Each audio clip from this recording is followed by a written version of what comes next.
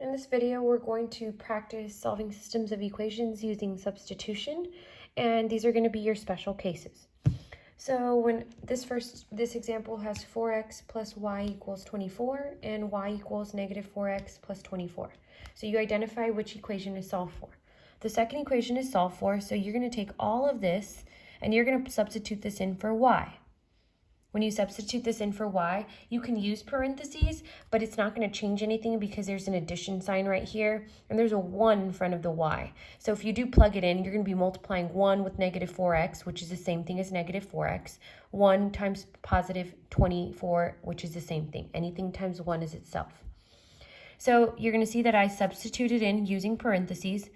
Again, if you put a positive 1 here, and you multiply and distribute, it's not going to change the equation. We just get rid of the parentheses and we're going to have 4x minus 4x plus 24 equals 24.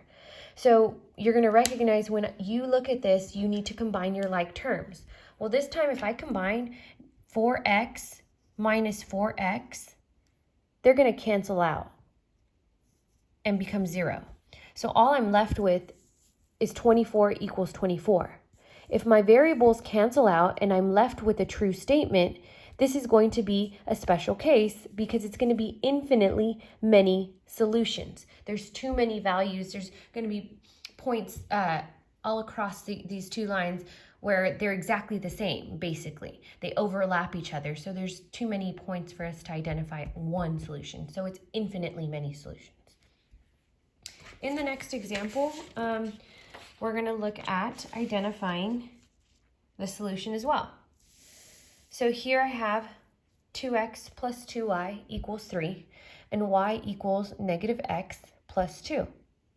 So what I want to recognize is the equation that solves for is y equals. So I'm going to substitute all of this in for the y value here. When I substitute all of that in for the y value, I'm going to get 2x plus 2. In parentheses, I substituted everything in for y, negative x plus 2 equals 3. So from here, I want to simplify. Get rid of your parentheses. You're going to multiply 2 with negative x and 2 with positive 2. Drop down the 2x. So 2x minus 2x, because 2 times negative x is negative 2x. 2 times 2 is 4, equals 3. From here, again, you want to combine your like terms. So my like terms here are going to be 2x minus 2x. When your 2x minus 2x cancels out and you're left with 4 equals 3, you're going to recognize that this is a false statement. When your variables cancel out and you're left with a false statement, this is going to be no solution. So that means these two lines have the same slope and they're parallel lines, which mean they never run into each other. So there would be no solution. Now you can go ahead and identify when you do come to a problem where your variables cancel out. If you're left with a true statement, it's infinitely many solutions. If you're left with a false statement, it is no solution.